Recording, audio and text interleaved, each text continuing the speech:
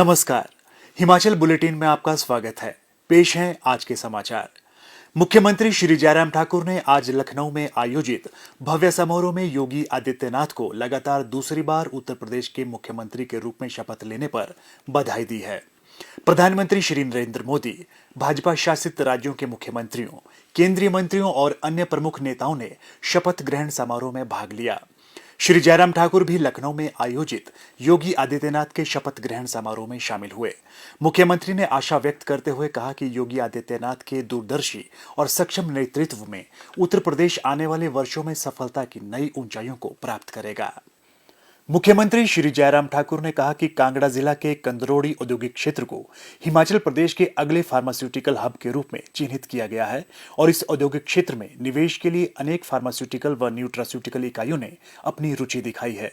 मुख्यमंत्री ने कहा कि कंदरोड़ी औद्योगिक क्षेत्र पंजाब और हिमाचल की सीमा पर स्थित है और यहाँ सड़क, रेल और हवाई संपर्क की बेहतर सुविधाएं उपलब्ध है। राज्य सरकार कांगड़ा क्षेत्र में औद्योगिक गतिविधियों को बढ़ावा देने पर विशेष बल दे रही है। उन्होंने कहा कि कंदरौड़ी में न्यूट्रास्यूटिकल इकाई स्थापित करने के लिए मेफ्रो ऑर्गेनिक लिमिटेड ने 100 करोड़ रुपए के निवेश संबंधी समझौता ज्ञापन हस्ताक्षरित किए हैं, जिसके माध्यम से 200 व्यक्तियों के लिए रोजगार के अवसर सृजित होंगे।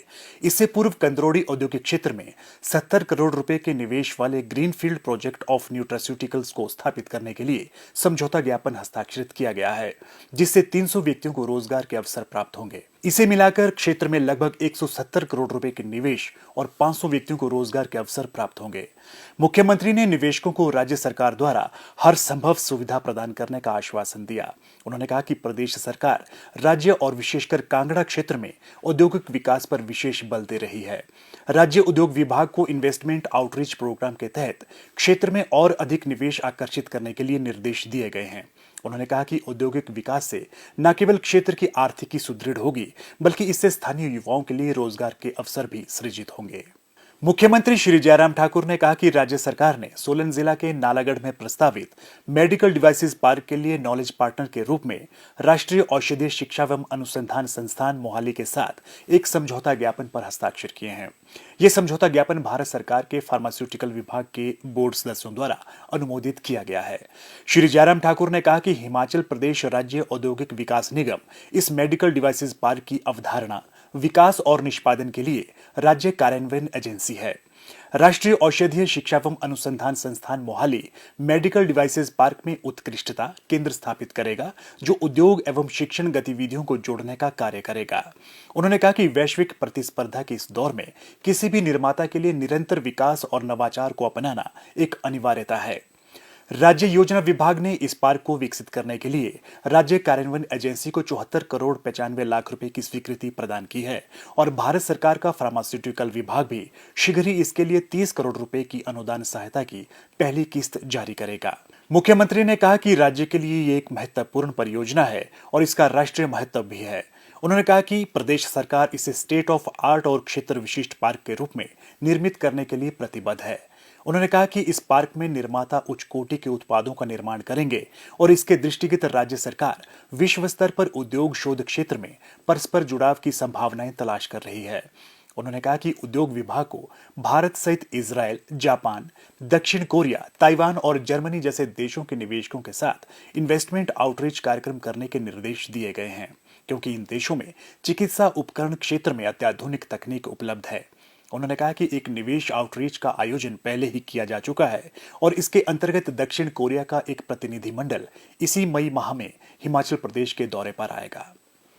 बढ़ती जनसंख्या और क्रय शक्ति के साथ भोजन की मांग और बदलती उपभोक्ता प्राथमिकताएं प्राकृतिक संसाधनों पर दबाव बना रही है। इसीलिए ऐसी कृषि प्रौद्योगिकियों को तलाश करने की आवश्यकता है जिनका हमारे पर्यावरण पर सकारात्मक प्रभाव हो। एक वैकल्पिक शहरी कृषि पद्धति के रूप में हाइड्रोपोनिक्स का उपयोग कम संसाधन उपयोग के साथ अधिक खाद्य का उत्पादन करने में सक्षम बनकर इन मुद्दों को संबोधित कर रहा है।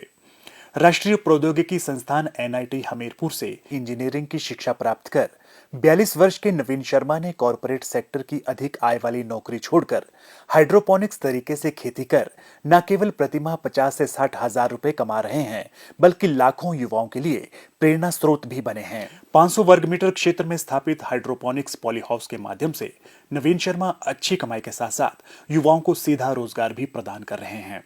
हाइड्रोपोनिक्स तरीके से खेती करने वाले नवीन शर्मा जोगिंदरनगर क्षेत्र में इस पद्धति को अपनाने वाले पहले किसान हैं, जिन्होंने इस क्षेत्र में भविष्य की खेती की नींव भी रखी है।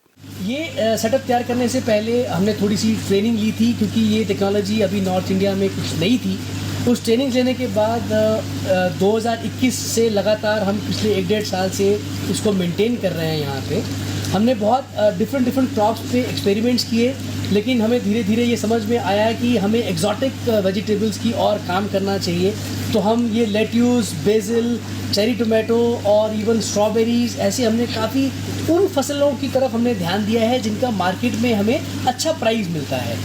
ये लेट्यूस जो हमने यहाँ पे लगाया है, ये मार्केट में 400 से 450 रुपये केजी बिकता है। और हाइड्रोपोनिक्स में हम इसको वीकली साइकिल इसका हम मेंटेन करते हैं और हम आराम से 40 से 50 किलो हमारा जो लेट्यूस है वो हर वीक हम निकाल लेते हैं। इस साइज़ का पॉली हाउस आपको एक हफ्ते में अपनी सैलरीज, हमारे यहाँ पे ये 2 लड़के हमारे यहाँ काम भी करते हैं, सारी सैलरीज, बिजली पानी का खर्चा निकाल के आराम से आपको 50,000 से 60,000 रुपये तक की इनकम आपको जनरेट कर सकता है। तो हम ये चाहते हैं कि जैसे मैं एक IT फील्ड छोड़ के हम एग्रीकल्चर की तरफ वापस आए, हमारे सरकार भी ये चाहती है कि जब तक हमारा जो युवा है वो जॉब सीकर ना होके उसको जॉब क्रिएटर बनना है। सरकार के लिए बहुत मुश्किल है वो सबके लिए नौकरियां जनरेट करे। तो हमारे यूथ जो है वो अगर अपने घर के पास रहकर ये खेती बाड़ी शुरू करे, तो हम ये चाहते हैं कि यूथ भी उसके लिए अच्छा, ये सबके लिए एक विन विन सिचुएशन क्रिएट हो। और हमारे यहाँ से जो सामान है वो कांगड़ा, धर्मशाला लोकली भी बहुत अच्छे से कंज्यूम होता है और बड़ी सिटीज़ में तो इनकी डिमांड है ही। पॉलीहाउस निर्माण के लिए सरकार द्वारा नवीन शर्मा को 85% की दर से 5,18,000 रुपए उपलब्ध करवाए गए, जबकि हाइड्रोपोनिक सेटअप के लिए 3 लाख रुपए की सब्सिडी प्रदान की गई है।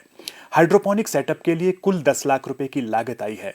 इसके अतिरिक्त पॉलीहाउस की सोलर युक्त बाड़बंदी को भी सरकार ने 80% की दर से 1,35,000 रुपए का अनुदान प्रदान किया है। हिमाचल बुलेटिन देखने के लिए सब्सक्राइब करें YouTube channel IPR Himachal, follow करें ट्विटर @DPRHP, लाइक करें Facebook page information and public relations department Himachal Pradesh, visit करें वेबसाइट www.himachalpr.gov.in। इस अंक में इतना ही, कल फिर होगी मुलाकात, दीजिए इजाजत, नमस्कार।